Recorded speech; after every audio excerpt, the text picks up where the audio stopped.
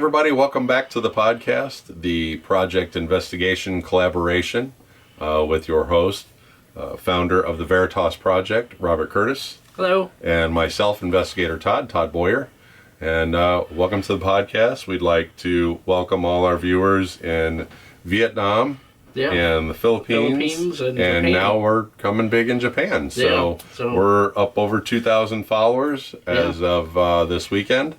And hopefully we'll continue to grow. Continue to grow and make better content. Mm-hmm. Push it out there for you guys. And actually, this week we should be able to go live on TikTok. Yeah. So, well, hopefully. Well, we got to see what we got to finish up there, but definitely shortcoming. Yeah. So if you guys want to see us on TikTok, I know our time zones are a little off from everybody, but it should be coming up. The Spotify is live. Yeah. So anybody wants to go over to Spotify and play us in their car or whatever. Yeah. That's live. You can do that. We're coming up in the world. We don't have all the episodes on Spotify because the transferring the data is a little tough. Yeah. So, but we've got, would you say, 7 There's episodes 7 of the 12? Yeah. So, and today we're going to cover haunted paintings. Yeah. And haunted artwork. Haunted art. So, we've got a couple of Reddit stories that we're going to read to you, and then we've just got some more well-known haunted artwork. Right. And we're going to cover that, and hopefully we'll be entertaining for you guys. So our first story, and I'm going to be reading it off the monitor here. It's let's see, it's from Reddit. It says, when I was a kid, I used to visit some relatives in another city. I dreaded entering that home, even the very act of doing so, because we were so welcomed by a painting that seemed very photorealistic at the time. And that was a depiction of a fisherman wearing a yellow raincoat, standing in a small boat in a tempest-tossed waters. I think I only dared to look up at it once, because the moment you were in its presence, you felt that someone was glaring at you with malicious intent, directly from the direction of the painting. I was a child with developmental issues, and I hadn't been told about the possibility of ghosts or anything paranormal related to that painting, yet so I hadn't been influenced about it. Never again in my life have I felt such a sense of dread related to a painting. A few years later, the adults had mentioned in my presence that they also felt the malicious stare. They suggested that weird stuff happened in the home that they attributed to the painting, but they never gave specific details, probably to avoid freaking me out. However, one day when I was maybe 12 years old, I was playing Super Nintendo in one of the rooms located on the opposite side of the apartment, when suddenly the power went out. More disturbingly, though, less than 10 seconds later, a strong stench of rotten fish entered the room, faster than it would seem normally possible. The entire apartment stank at that point. The adults freaked out, hurried to get to the electric box, located in the same room as the painting, and switched the lights back on. I'm a middle-aged man now and haven't had contact with that family for years, and I thought about the experience plenty of times, and I'm looking for rational explanations that would link both phenomena. I've read that some sort of electromagnetic fields can cause people to feel that someone is glaring at them maliciously. Someone suggested that some faulty wiring issues can produce stenches like that of rotten fish. If that's the case, what comments and issues they would like to know. Right. And that is actually very true, that some wiring does, when it gets hot, smells like rotten fish. Yeah. So that is a plausible explanation to that. But there's also the thing is that ominous feeling of that picture makes a big difference between just being wiring. I wonder too if that painting was covering the fuse box, and then there was an electrical issue that was radiating EMF from bad wiring. People would walk past it, they would feel that uncomfortable EMF field around the painting, and then they associated it with it. Right, that's a good possibility. So it could, we're debunkers first.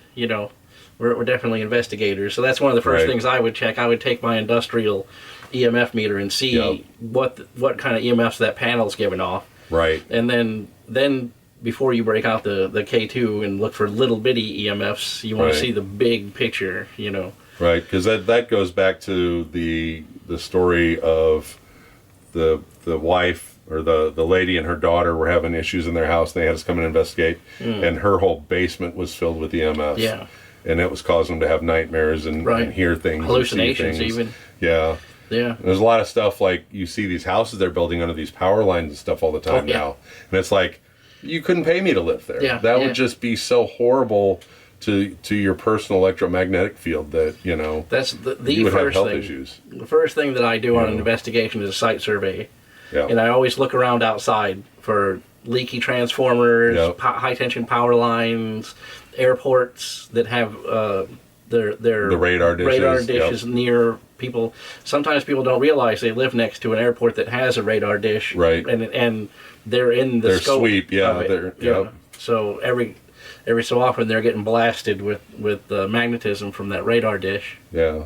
So like you said, we always try to debunk first. So that's the possibilities, of what could be going on. But, the ominous feeling and, once again, you're talking, it could possibly be EMF. So yeah, and you put your tinfoil hat on and go to the paranormal side. It could be that when that person painted the portrait, they knew who that was, right, right. And it could be had a lot of meaning to them. Right. And when they painted that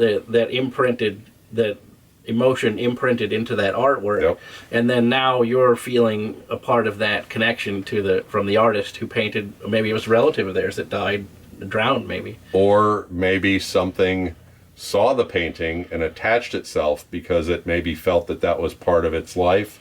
It was something that happened in its life and it became part of that painting. Yeah. Maybe they drowned at sea and came back home or whatever. If They it's had a connection to intelligent haunting, something like that. So there's that possibility too. Right. So we're throwing out all of them here today. Make sure we cover all the bases. We gotta look at the big picture. You never know. As far as we know, we don't know 100% either way. Right. Until you talk to the artist and you talk to the family and actually had the do photo. an investigation and do a thorough investigation of it. You'll never know 100%. Just going from Reddit. That's why we always go. When we read these stories, it's like, okay, what's real, what's fake? Yeah, what's their intent? Are they trying to get something off their chest, or are they looking for attention? They want it to be about them. Not. Alrighty, so our next story it's kind of funny because it starts out with "This is not a hoax," right? Or an attempt for me to scare you. But I was there when it happened. I was working at an internship in an art gallery that had African art collection. It was a pretty extensive one. We're the third largest African art collector in the U.S. This is not a hoax or an attempt. Now, see, that bothers me right there. This is the second time he's trying to prove to you that this is not a hoax. I was there when it happened. It's a copy-paste from the beginning thing. So he says, there were rare masks that we're not seeing anywhere else. As a follower of Voodoo, my Haitian roots, I knew that there would be a lot of activity in there since most of the masks were used in African rituals. I can attest to you the ghosts or spirits started playing tricks on us, from giggling sounds to mourning sounds. I guess he meant moaning sounds. As a follower of Voodoo, I knew there would be a lot of activity. It's like double printed here. It goes over and over. Other times there were temperature drops. The rooms, you'd swear somebody was in there that lowered the thermostat. The curator happened to be a Catholic priest, and he spoke to the ghost. Now, see, this is all telling me, to me, this is all look like a fake story. Right. He told them if he'd keep it up, he would burn them and destroy them. As soon as he said that, the activity stopped. I was there when it all happened. Yeah. He said that. The security guard, a devout Catholic woman, quit her job because she was tormented by the ghosts and spirits. Now, to me, that sounds, coming from the paranormal investigation side, that whole story sounds fake to me. Yeah, it does to me too. So you really got to look into it. Like, spirits don't work that way. He had an internship at an art gallery. But just the whole way the spirits, I'm going to burn you. You don't tell spirit, Like a Catholic priest was in charge of an art collection. Well, yeah, exactly. I don't get that either. So when you read these stories on Reddit, or when people tell us stories, we always take them with a little grain of salt. Yeah. This one's definitely and the way it's typed up is just absurd. But we just pulled it off of there to. Yeah, we just thought it was art. It was about art, and we're talking about haunted art, so that's why we picked this one. And I would say, I have a lot of background in voodoo over the years. I've dealt with it a lot, and I can tell you that that's one of their things is to put spirits into an object, Right. and use an object in a ritual that then has a connection to that spirit, so that's not far off of it. But African rituals, I mean, Right. is that like Haiti and Africa aren't the same thing? Yeah, no. So I understand like African voodoo and Haitian voodoo aren't the same thing either. Right. So I don't know. There's a lot. A lot there that There's doesn't. a lot of things that don't jive. They don't math. in this Yeah, story. they don't math. Yeah. So we'll go on and we'll actually take a look at some actual known haunted paintings or presumed haunted paintings. So we have the name of the painting is "The Hands Resist Him" by Bill Stoneham, and the legend of that one is the painting depicts a young boy and a doll standing in front of a glass door with many hands pressing against it. Now the owner claims that the characters would move within the painting and viewers would feel a sense of being watched. Reports of people experiencing discomfort and even fainting while looking at this painting. The eBay listing for the painting mentions strange occurrences, increasing mystique. The artist attributes the haunting story to the power of suggestion and imagination. Right. Which is, a thing. We discussed it before about if you believe something is haunted long enough, it becomes haunted. Right. Because you're now drawing that energy to the Right. object. Making that the source of it. So Right. that it becomes a haunted object because there's so many people believe in it. Then eventually they can it starts to will take on that energy. Yeah, Right. it starts things. Because now you're drawing people who want to communicate or whatever to come see it, which then once again goes back to, oh, I can communicate here.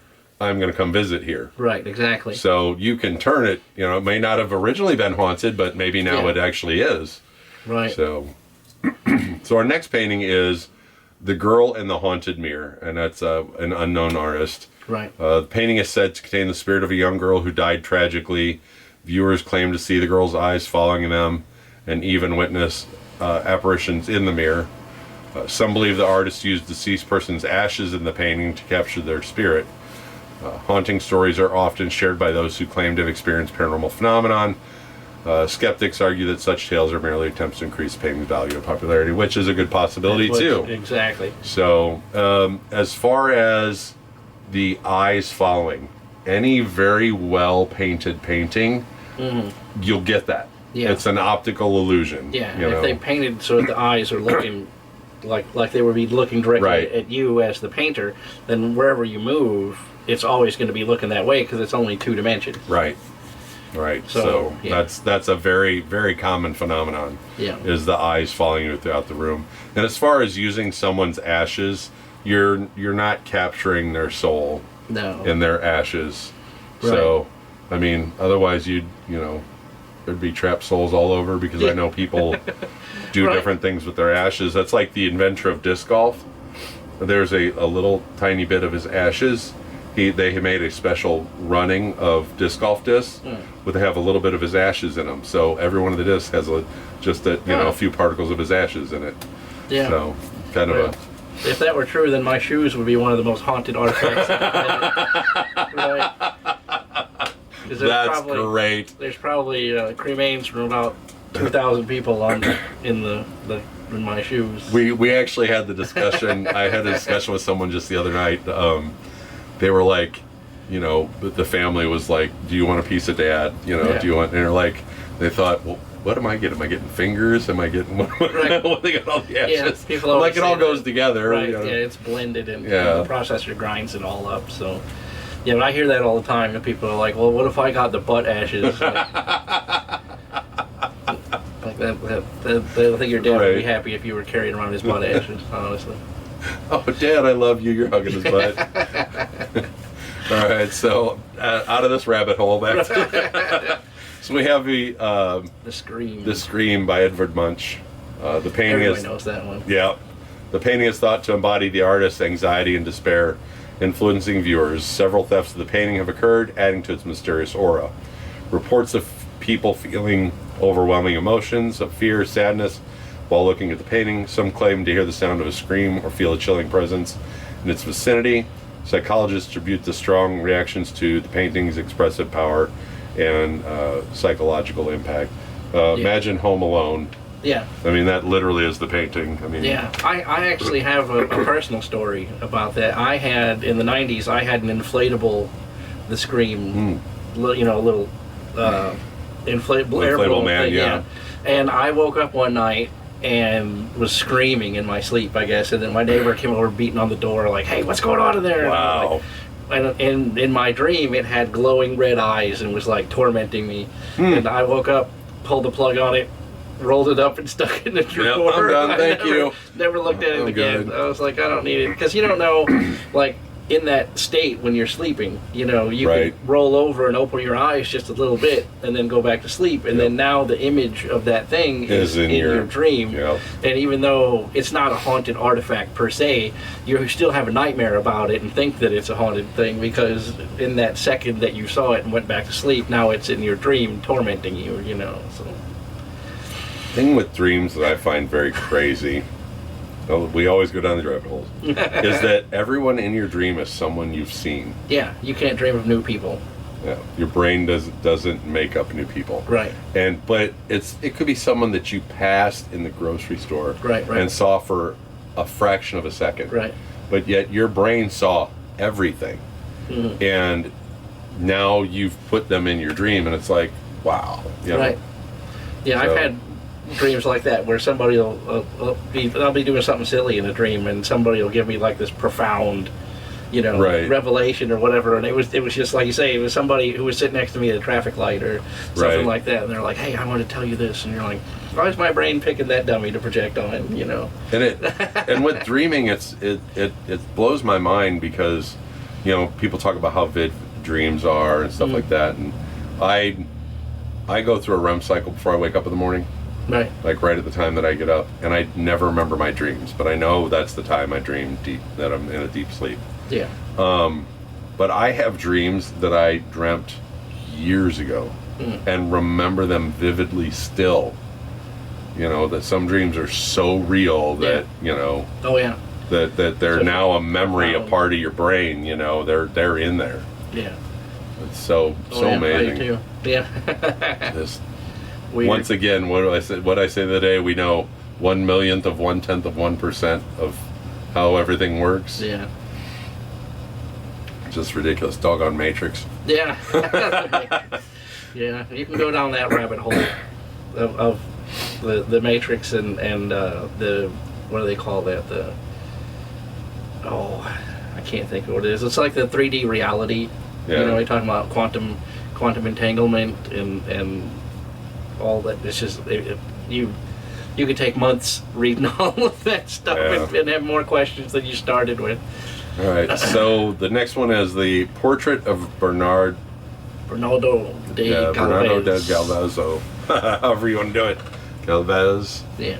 By an unknown artist. The legend believed to be cursed, causing misfortune to its owners. Right. Owners report strange occurrences such as ghostly apparition, unexplained noises.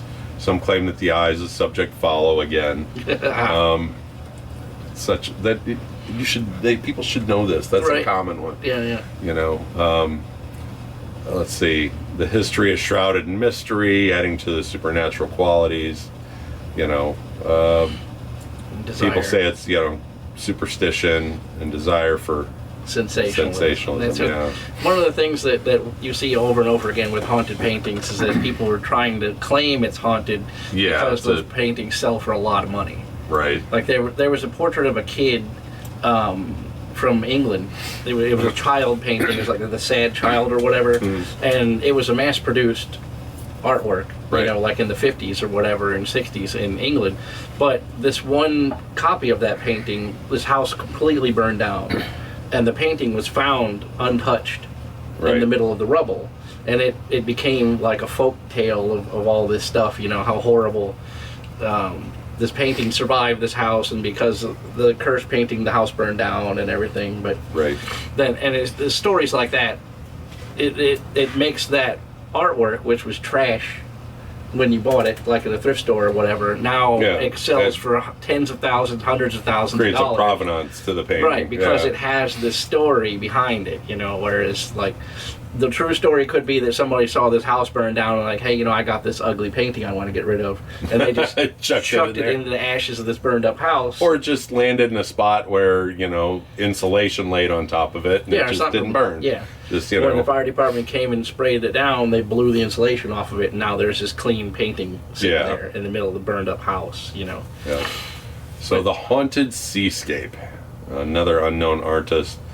The painting is said to have been created by a disturbed artist who drowned himself after completing it. Owners reported seeing ghostly figures in the seascape and hearing eerie sounds. Some believe the painting serves as a portal to the spirit world. Witnesses claim the weather depicted in the painting changes to match real world conditions.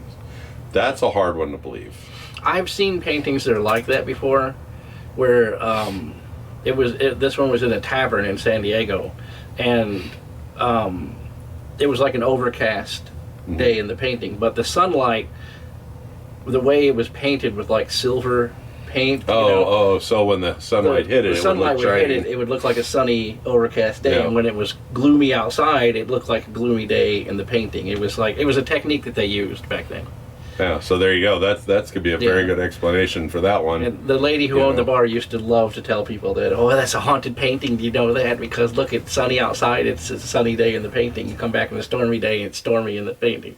But really, it was a technique they used with I forget what that stuff's called, but it's like it's a silver paint, and they put it in the clouds of the overcast painting, and then whatever the color value of the light that comes in changes. It kind of mirrors. Right. It's like a mirror effect. So it refracts on the paint in the painting, so then it'll make it a warm hue, or it'll make it a gray hue. And it was a thing that happened, and especially when they say it's a haunted painting and the artist killed himself when he painted it, but it's not attributed to any artist. Right. The artist is unknown. Then how do you know he killed himself? Right. Right. You know what I mean? Like, that's so foolish just from the start. Artist unknown. The artist killed himself. Like, well, then how's he unknown? Right. His name's Bob Smith or whatever, It's Schrodinger's artist, right? He's both alive and dead at the same time. Like, it doesn't make any sense. So, The Dead Mother by Monet. Okay. The painting is believed to be haunted by the spirit of Victorine Mayurand. The artist's model. Mayurand. Yeah. So the mother in the painting. Some viewers reported feeling a sense of sorrow and despair when looking at the painting. That could be just, because it's a sad painting looking, so. Right. Owner claims to hear soft weeping sounds and experience cold spots near the art. That leads legend more towards what I would feel would be a haunted piece. Allegedly, the model died under mysterious circumstances, adding to the painting's eerie reputation. Critics argue the haunting stories are unfounded and not supported by historical evidence. Well, I mean, if you're a skeptic, you're going to say that no matter what. Yeah. Right. But yeah, if there's cold spots and like if you're hearing voices and stuff, right? That is a good possibility. Out of all of them so far, I think that one's the best. Yeah. Because it's attributed to the artist. You have the name of the person in the painting, right? Who also died under mysterious circumstances. So that I would give that one more credence than the other ones, honestly. Yep. So another unknown artist, The Painter's Dream. Okay, so this painting is said to depict the artist's nightmare bringing negative energy. Owner reported vivid and disturbing dreams after acquiring the artwork. Some claim that the figures in the painting changed position or expressions during the night. Allegedly, the artist went mad after completing the painting. Skeptics suggest the psychological factors contribute to the reported dreams and experiences. Well, yeah, if somebody's telling you that this thing is haunted, your brain's going to pick up on that and maybe make a ghost story for you in your own brain. And this is it's an unknown artist, but he went insane. Well, how do we know he went insane if you don't know who the hell it is? Yeah. So. And also, he painted something from a dream. Right. So then, if you would look at it, then you would be easier to interpret that as a dream. Right. Because there was a movie called The Boy or something like that came out in the 80s. It was about this house on a hill in England, and there was a girl and a boy that lived there, and people would have weird dreams about that because that movie was about a dream. Right. And he made it, the director made it frame by frame exactly like the dream was, and because it was a dream, then you were more apt to pick it up as a dream. Right? So then you would have a dream about that because it was set in the format that dreams are. That's crazy. Right. So it was it was a really good movie too. I can't remember what the name was. I'll do some research. Yeah, put that out there. If I can find out, I'll put a link in the description. Okay. And our last one, The Haunted Landscape, another unknown artist. The painting is rumored to be cursed, causing natural disasters and tragedies. Owners report a string of unfortunate events, including accidents and illness. Some believe the landscape depicted in the painting changes to reflect the impending disaster. Allegedly, the artist was involved in occult practices, influencing the painting's supernatural reputation. Skeptics argue that the alleged curse are coincidences or the result of psychological phenomenon. Right. Which is a good possibility too with the psychological phenomenon, because if you believe something bad enough, believing is seeing. That's one of our favorite quotes. Yeah. So it can have an influence on you anyway. Yeah, for sure. Yeah. For sure. Oh, gotta love it. Okay, so that was our last one actually. So we don't I don't know if we're short on time, or I don't know where we sit this week. I don't know. Yeah, the cameras. We're using the good Sony camera instead of the computer camera again, because we can't figure it out. So. Yeah, we sat and tried to. It's like it's not supported, but the picture is so bad that it washes us out. Yeah, you remember our older videos? It's very white. Yeah, we're very white and washed out. Whereas with this camera, it looks fantastic. So. But we don't get the good quality sound that we do when we use our microphones. So. I guess we're cutting it short this week. Once again, we'd like to thank everybody for joining us. Yeah. And all our new followers. We are growing at an unbelievable rate. Yep. Tell your friends. Yep. Tell everybody. We've gained 2,300 followers. I think we're at 2,300. Yep. It's hard to believe that 4 weeks ago we had 27 followers. Yeah, we had 27 followers, and now we're at almost 2.7. Yeah. I think by the end of by this comes out, we'll probably be 2.4, and by next weekend we could have over 3,000 followers. Yeah, if we keep growing at the same rate. Crazy. Now, why don't you tell them why we think our growth is so high? With the other ad?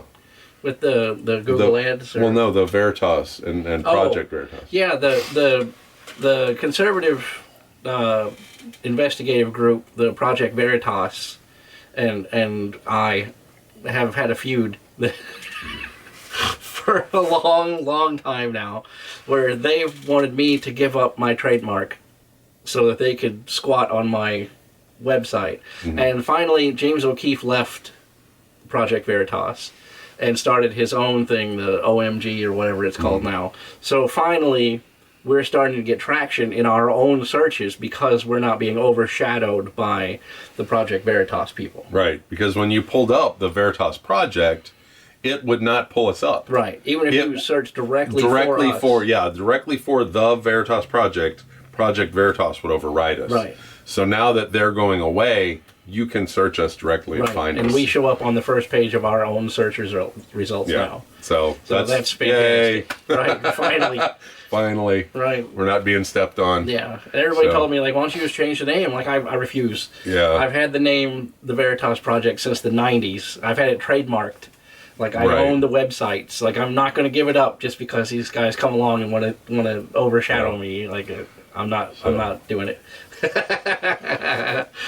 I've had it longer. So don't forget to check us out on all our social medias.